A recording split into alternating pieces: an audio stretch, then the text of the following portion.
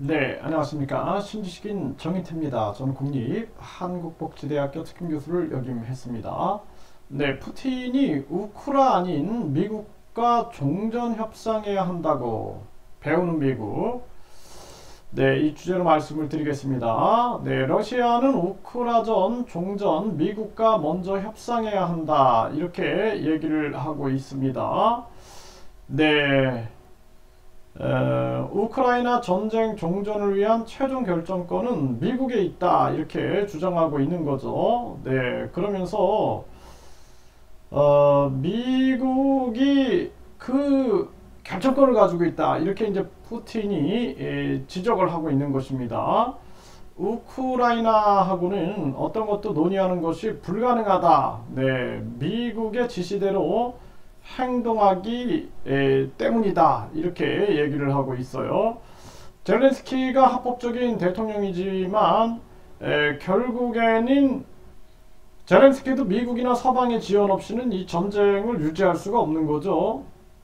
그리고 이 젤렌스키 같은 경우에도 사실상 우크라이나가 중립국으로 있었다라면 이러한 사건이 터지지 않을 텐데 푸틴이 또 이 크림 반도를 점령했던 문제들 그리고 위협들 그러다 보니까 결국에는 이 약소국의 비국이다라는 거죠. 네, 러시아와 미국 사이에서 그래서 결국에는 우크라이나 입장에서는 크림반도를 내주고 그 러시아의 위협을 받게 되니까 결국에는 서방이나 미국 쪽으로 쏠릴 수밖에 없고 그리고 나토 가입이라든지 친러, 친서방 진영으로 움직이다 보니까 또 푸틴은 더욱더 경계를 늦추지 않는 그러한 모습이죠.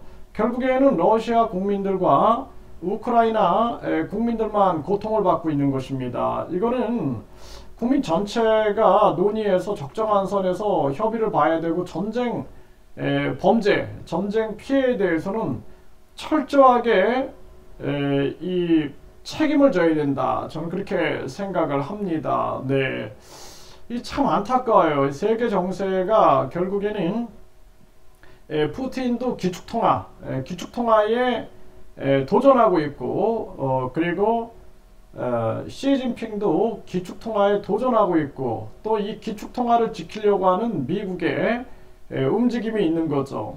결국에는 이 욕심과 이기심, 세계 패권 이 속에서 움직여지고 있는 국제 상황이다라고 볼 수가 있습니다.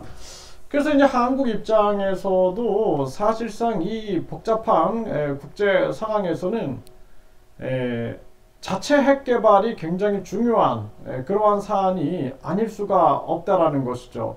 앞으로 미국은 끊임없이 한국을 견제하게 될 것이고 미국뿐만 아니라 러시아나 중국까지 한국을 계속 견제하게 될 겁니다. 일본도 마찬가지죠. 그럼 한국 입장에서는 이러한 이 다자 외교 전략을 사용하면서 이 동북아 또는 동남아 또 중앙아시아, 아프리카라든지 태평양 여러 국가들과의 다양한 이 연대 그리고 더 나아가서는 경제 연대뿐만 아니라 정치 이러한 연대까지도 나가야 된다. 그리고 한국과 몽골의 국가 연합에 대해서는 철저하게 현실화시켜 볼 필요가 있다라는 것입니다. 국가연합을 전개해야 된다는 거죠.